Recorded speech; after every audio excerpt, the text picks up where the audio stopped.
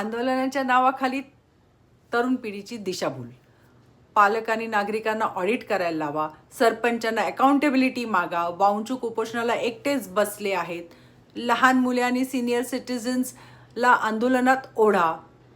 ही काय quit India movement आहे का? हा युवा पिढीचा आवाज आहे. काही हजार युवा रस्त्यावर उतरले म्हणजे हा कोट्यावधी युवकांचा आवाज कसा होऊ शकतो?